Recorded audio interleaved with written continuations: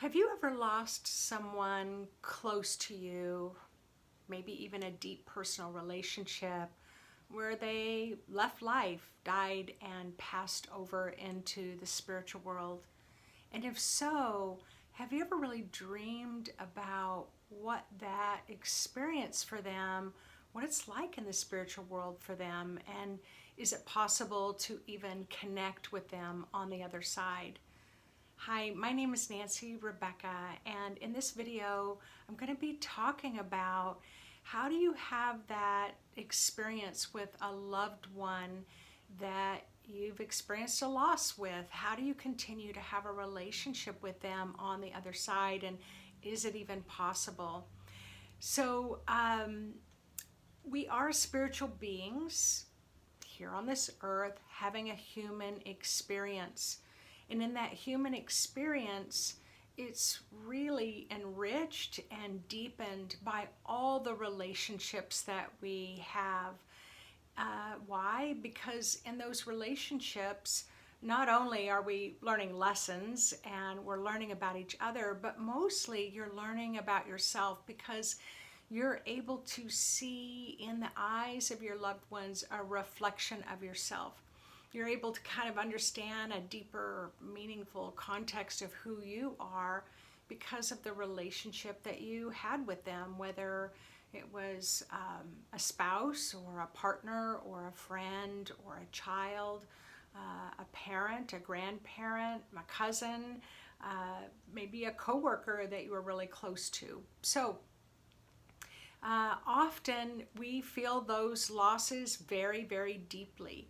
And those losses can come in different contexts depending on how old the person was when they passed. I mean, you may have been very close to them, but like my grandmother who passed, who was 97, she lived a very, very long life. She was able to not only watch me grow, but she was able to watch my children grow into adults and watch my children have their own children. So she had a really long life. So that grief process was very different for me for someone who, for my grandmother who lived a long life. However, my own mother, that was her mother. So even though her mother had lived a very long life, she's going to feel that grief, that loss a little more deeply, even though there's certain aspects of her that feel at peace knowing that her mother lived a long life and is doing well on the other side. So, but how do we have that relationship? How do we love a loved one after we have lost them into the spiritual realm? So that's why I said we are spiritual beings having a human experience, which means that even though our body may decline through illness or through tragedy or through self-responsibility, that physical body is shed, but the spirit lives on. When I had my out-of-body experience, that's why I had the out-of-body experience. I had 3 of my own family members who were dying in this kind of dying process over the year. And that's where I prayed to God down on my knees and I said, why? I don't get it. Why do people have to die? And I was a hospice nurse. I'd been a critical care nurse for 16 years. I'd been a hospice nurse at that time, just a couple of years. But still, even with all my experience around death, it still hit me in a really deep place to lose those who I loved and had a deep relationship with, and many of them who had been a part of my entire life. And so when I had my out-of-body experience, that was the divine's way of showing me that we don't die. We shed our physical body. We move into the spiritual realm. When I lived in South Africa, and I lived amongst the Zulu peoples, they have a strong kind of reverence. They have a strong spiritual practice of ancestor reverence, where they believe that their loved ones, once they cross over, they believe that their loved ones can still communicate with them from the other side, that they can still kind of help them and support them, cheer them on from the other side. And so when the early missionaries, early Christian missionaries came in early in the 1700s and the 1800s, I think that they really misunderstood because of the language barrier and because of the culture. They misunderstood and they thought, oh, the Zulu peoples, their loved ones must not cross over into the heavenly realm. They must be kind of caught earthbound spirit because they don't know who God is and they don't know who Jesus is. So they felt, the Christian missionaries felt it was very important to teach them about Jesus so that their own souls wouldn't be caught here on earth. Of course, there's a much clearer understanding now because the language barrier isn't there like it used to be. So they're able to really explain that no, they feel like they can talk to their loved ones. So there can be spiritual context that can kind of program us or maybe kind of try to guide us, sometimes mislead us into imagining and dreaming what that spiritual world must look like when your own loved ones cross over. So there's always that question when I work as a psychic medium. Often people will ask me, the one main question they want to know is, did their father make it? Did their mother make it? Did their brother make it to heaven? There's a big fear that they can get caught somewhere. So there's definitely the book, the Tibetan book of the dead, which, I mean, when you read it, it's quite a complex system about, kind of the ritual and the traditions that they go through to kind of help the soul to cross over to the other side. You can have different cultural belief systems that say if someone's responsible for their own life in terms of suicide, or I call it kind of if they die of an overdose, drug or alcohol addiction, or maybe they were really risky in their behaviors that put them in a kind of a high risk category that kind of led to their death, whether it was speed racing down a road and lost control of the car and died. So all of those categories are kind of considered being responsible for your death because of making poor choices, or maybe not even poor choices, just choices that led to their early death, kind of leaving life before their prime in their life. And those can be really hard and grief promoting events that are really hard to rationalize and really hard to find answers to. And I do not have any easy answers for any of those situations. But we can have some religious programming that tells us that those people who are responsible for their own death, that they don't make it to heaven, that they get caught somewhere in this kind of neutral zone beyond the earth, and in heaven they get kind of in this kind of blank area. I've heard it called kind of the gray area. And that just has not been my experience. So that's kind of what I want to share with you all just a little bit. So as I said, for 25 years, I have been connecting with the spirit world. I've been working as a medium, bringing through your loved ones, kind of connecting with them on the other side. And what I've noticed is pretty simple and pretty straightforward. What I found in all my years of nursing, and even as a hospice nurse as well as working as a medium, that when your loved one crosses over to the other side, there is an angelic realm that comes through for each and every loved one that crosses over. I would see the same angels come through to surround, to uplift, to brighten and lighten their journey as they move through to other dimensions. I do notice that those souls will kind of stay around immediately after death for usually on the average 3 to 12 days after their death. There's kind of this kind of grace period, I call it, so that they can go around and visit everyone to say their goodbyes. And then the angelic realm that is there helps kind of guide them as they move over into the other dimensions. But what I've noticed as well is that sometimes if someone's had a long illness, and I want to share this with you because often my clients will say, you know, my mother passed, it's been a year and I've never felt her around. And I will say to the person, how long did she have cancer? Well, she kind of battled off and on for about 10 years. She had a slow decline, was kind of bedridden for the last couple of years. So if you just imagine, that can be very spiritually depleting to them. And so once they decide to cross over, or once they decide to let go of their physical body, that angelic realm will usually take them somewhere. This is how they've described it to me. It's almost like either a resort or it's kind of a hospital type setting on the other side, just so that they can continue to recover, kind of build up their energy again. I mean, we all know what it's like when we've had a bad cold, and we might be over the cold, but it can still sometimes take us several weeks to kind of rebuild up our energy resilience. So it's the same in the spirit world. So I just kind of want to give you that little tidbit that if you have a loved one that you haven't felt around, kind of think, oh, yeah, they had a long illness, or yeah, maybe they struggled with depression for many, many years. There can be a variety of reasons that they just might not be able to come through.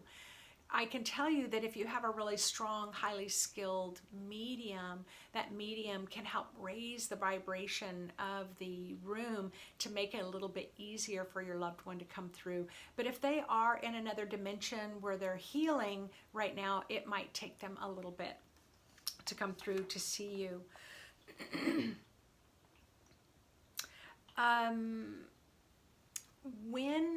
And sometimes people will say, you know, I don't feel them that much. I want to let you know kind of what happens to your energy field.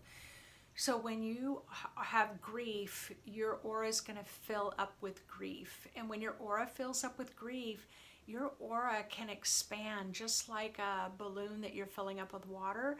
It can expand up to 100 feet away from your body, and it can be just full of grief.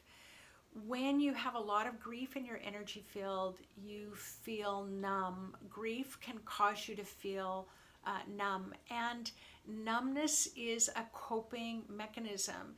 It can be important for you to have that kind of grace period of numbness, of not being able to feel too much, because it's going to help you to be able to heal from the rawness of the loss. So I want to just let you know that. And sometimes people will come to healers. It's like, I'm just feeling grief. Help me stop feeling the grief. Help me stop feeling the grief. But then what happens is the healer will energetically clear the grief out of the field, and then you don't have that numb barrier, and then the grief can feel even more raw. So I like to share that with you because I've been a healer for 25 years. So I've learned through experience, where in the beginning it was like, let me heal your grief, let me help you with the grief. And now I realized, oh, grief is there for a reason. The numbness is there for a reason. If we prematurely clear it, then it might feel too raw, too intense for you. So you definitely want to follow your inner instincts, your inner guidance, and say, okay, now it's time for me to have a healing. Or no, I think maybe I need to sit and journal, or I need to go for walks, and I need to pray. You might need to do a variety of other things to help you through that grief process. Also, there are grief counselors. Looking up a grief support group online can be very, very helpful. And again, depending on the loss, your grief might be very little, like I said with my grandmother who was 97, but if I lost a child to death, my grief would be unmanageable. I just know it. It would be unmanageable. So numbness is a coping mechanism that is helpful, but if you remain grief-stricken and numb for maybe past a year into 2 years, then you're going to really need some support to help get you on the other side.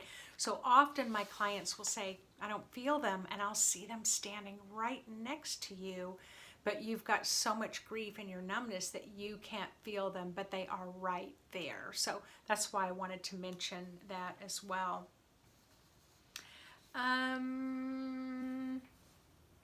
Okay, what was I going to say? Oh, I have a list here.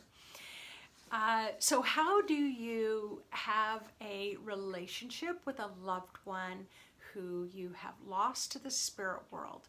So physically, they're not there anymore. But spiritually, they are still the same person. They are still there. You can still have a relationship with them. And I'm going to give you permission to explore different ways. And I'm going to give you some examples that you can have your own relationship with your loved one.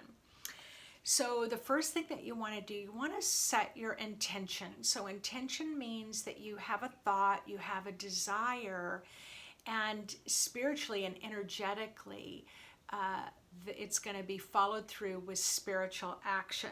So you want to intend to have a relationship with your loved one who is in spirit form. Now remember, right after they pass, you may feel them around strongly for up to a couple of weeks. But then often you'll feel them get a little bit more distant. That's when they're going to kind of cross over. They might be there for a while, and then once in a while you'll feel them come back. So you will always want to give them a little bit of time. Don't give up on them.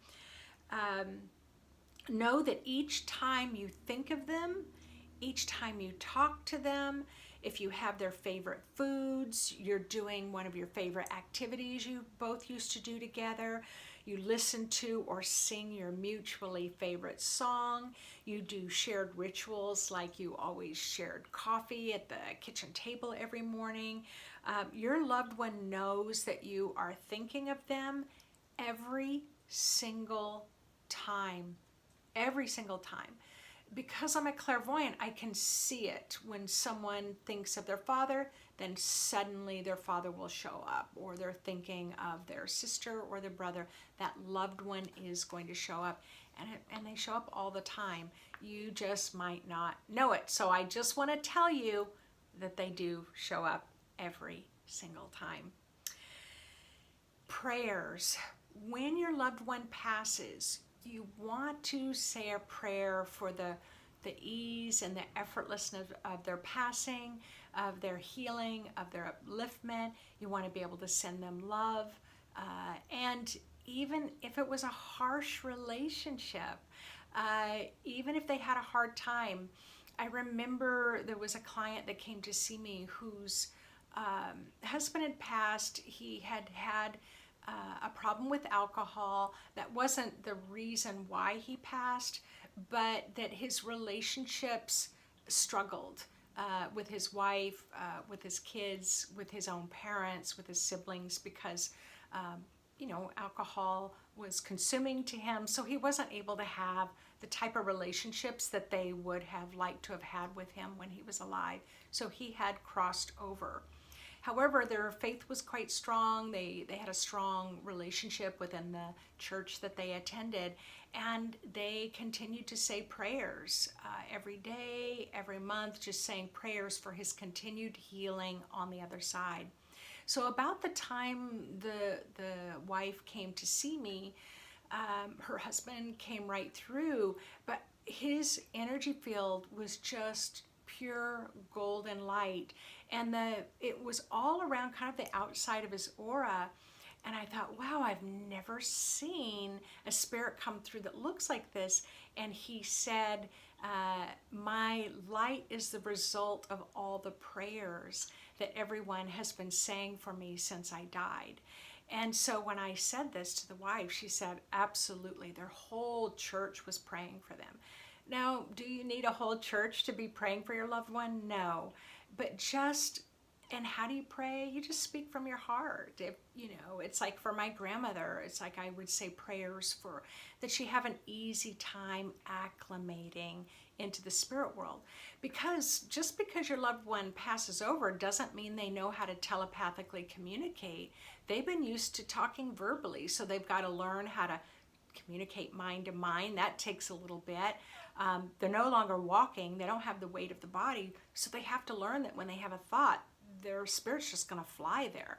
So it's kind of like if you were sitting in the car, what is it, these new cars, that you don't have to drive them, they kind of drive themselves. You just have the thought or you give the direction, kind of like that in the spirit world. And so it takes them a little bit to kind of get their sense about them. So you can pray and just ask for them to have an easier time. If you know that they struggled in life, then yeah, you may want to get a group of family members together or friends, light a candle. Let's say that they did die of a drug overdose, for example, that you want to just say lots of prayers so that they can just feel that love, feel that light, know that they're loved, that they are really worthy. And you might want to continue those prayers once in a while for several months after their passing.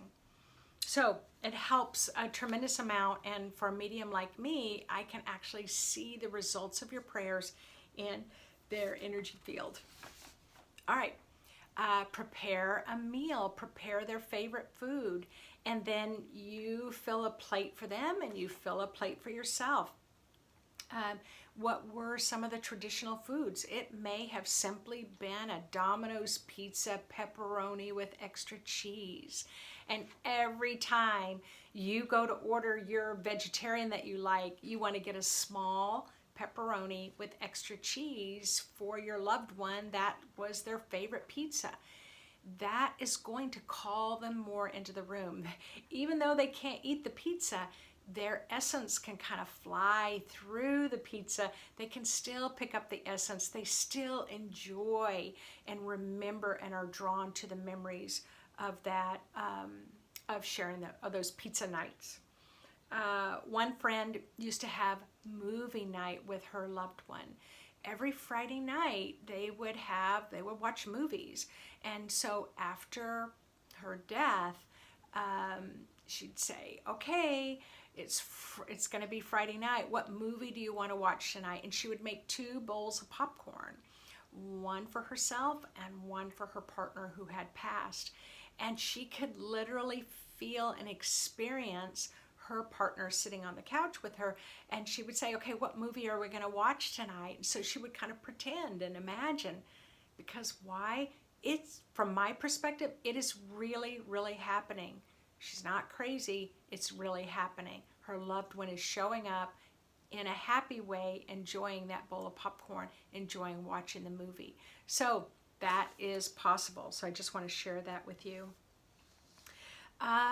Putting on old clothes, like, often we'll hear that they will say, oh, you want to get rid of the clothes, you want to get rid of any memory, it's going to help you to recover faster, it's going to help you get over, you've got to, pack their pictures away. That's not my sense about things. You need to do what feels right for you. You need to get a sense of what's comforting for you. Have some of their clothes, maybe not all of their clothes, but definitely save some of their really special clothes. Maybe there was a coat that you like to kind of snuggle up in. I had a client who used to dress up. She put her husband's big plaid shirt on and his overalls and his jeans, and of course they were way too big for her, but she'd put on his boots and she'd put on his jacket and she'd go out and chop wood because that's what he used to do all the time. And she said she felt really, really close to him when she did that, but she didn't share that with anyone else. And did she do that every week forever? No. Only in the beginning, but as she began to heal, then it was every couple of weeks, then it was once a month, then maybe it was like 3 or 4 times a year. So you're going to know what you need to do in your healthy grieving process, but you're also going to know when it's not a healthy grieving process. And here you are 2 or 3 years down the way and you still cannot stop grieving for the loss. That's when you definitely need to find a grief therapist, grief counseling support group, or a healer to kind of help you start to get your energy back. And often people will think, oh, people are going to think I'm crazy if I do this. I think we need to do more of this because I've just seen such healthy healing happen from it. Let me talk about intimacy with your loved one. We don't often talk about this. But we miss the smell of their skin. We miss feeling them in the bed with us. And so, go ahead and create in your bedroom, lighting candles. Maybe there's incense. Maybe there was a certain thing that you did that was an intimate relationship between you and your partner. And you can imagine that your partner is laying in the bed with you, your wife, your husband, your intimate partner relationship is what I'm talking about. Don't be afraid to go there. Don't be afraid to kind of feel them close to you. And to do that once in a while. Often we don't do that because we think people are going to think we're crazy. We're going to think we're crazy. That's not normal. That's not healthy. I mean, who gets to define that for you is my question. I mean, I'm a nurse and I was a psychic medium and I've worked with a lot of people. It's okay. Give yourself permission. But can it go overboard? Can you overdo it? Yes. And I want to explain how this can go overboard where it might be too much. That is where you're longing to always connect with your loved one on the other side, and it's now you're heading into a year, you're heading into 2 years. Literally, your spiritual energy is on the other side with your loved one. So you might have about 25% or 50% of your essence here on the earth, and then the other part is in the astral world, on the astral plane with your loved one. So often when that happens, when I help them pull their energy back and they have 100% of their spiritual energy here on the earthly plane again, they're like, wow, I forgot what it was like to feel like me. So yes, you can lose your energy into that relationship and then you can find it challenging to bring it back. So give yourself some boundaries, give yourself some guidelines. Let yourself have that dinner once in a while, have that popcorn and that movie once in a while, have that chopping of the wood once in a while. Let yourself kind of have those things. But know if it's going overboard. And again, be intentional. Let the person know that you want them in your life. In society, there are so many taboos about belief systems around what is a normal way to grieve, what is an abnormal way to grieve. There's taboos around disturbing your loved one in heaven, that you can cause them to always be coming back to the earth, that you can cause them to be stuck in on the earthly plane and they can't ever make it back to heaven again. I've heard all kinds of stories and fears that people have. I remember when I wanted to talk to my favorite aunt who had died of breast cancer. She had died in December, and it was February that I went to see a medium, and I was really calling her, and I really wanted her to come through to the medium. And the medium says, I have a new spirit here that's passed recently. It's a female. So I knew right away that the medium had picked up my aunt because she had died recently. And we were only 8 years apart in age, so she was more like a sister to me. And when the medium communicated with her, she said, where am I? I don't know where I am. I'm really disoriented. I was somewhere doing something and suddenly I was kind of pulled away from where I was. I'm really confused. Can you help me understand why I'm here? And of course, right away, I felt horrible because of my need and my desire to talk to her. It was a little too soon. And so the medium just explained to her that I was there, that I loved her a lot. I just want to make sure she was doing okay. And she was able to communicate that she was through the medium. And then we immediately kind of let her go back to wherever it was where she was before I called her to come see me. So I always like to mention this because as a medium, for me personally, I like to, before I'll do a mediumship reading with someone, I like to make sure that their loved one has been on the other side for at least 6 months. So that's kind of the general guideline that I go by. It's much easier. There's definitely less emotion that's involved, because when the emotion, the grief is quite strong, and your aura is quite full of grief and numbness, it kind of overtakes the room. It's a little more of a challenge for me. I don't know about other mediums, but for me personally, to kind of feel into and get those subtle senses of your loved one that's crossed over. But after that, they usually can come through nice and clear, but that's definitely not the case for all mediums. So, but I just wanted to let you know that. So yes, you can have a relationship, and even with your child, often if your child has crossed over, they will come through quite often when they're a new spirit on the other side. They're very connected to their parents, so so you definitely want to keep their favorite toys out, participate in some of their favorite activities. You can put a childlike puzzle together and imagine that they're in the room with you while you're putting a puzzle together. You can put on one of their favorite movies, Disney movies or whatever it is. So you could definitely feel them around. And then I'm just going to make one more kind of leap, a little kind of tidbit that I want to leave with you, and that has to do with animals. So often when I talk to people about when their animals are about ready to pass or their animals have passed, I will say, please do not pick up their water dish and their food dish and their toys and their bed right away. Because often once a dog or a cat or a bird, one of your animals passes over, their spirit's going to return to the place that they're familiar with.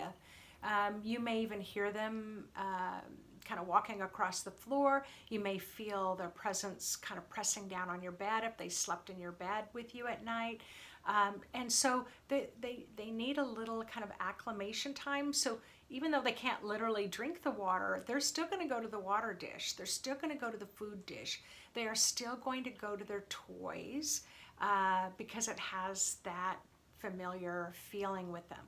So, and then after maybe 2 or 3 months has passed, then go ahead and pick up their food bowls and things, but keep some of their favorite toys around.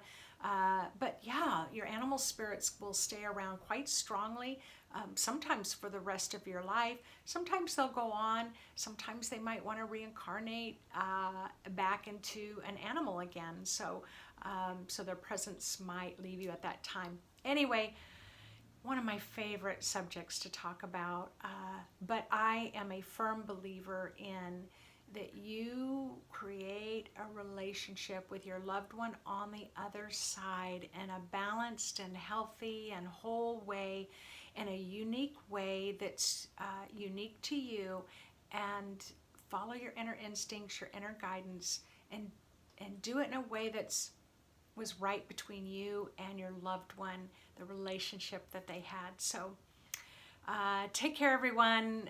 Thanks so much for listening in.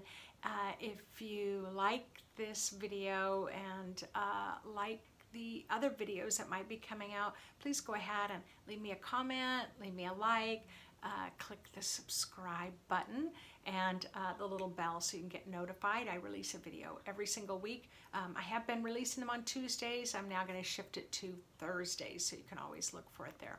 All right, everyone, take care. I'll see you again next week.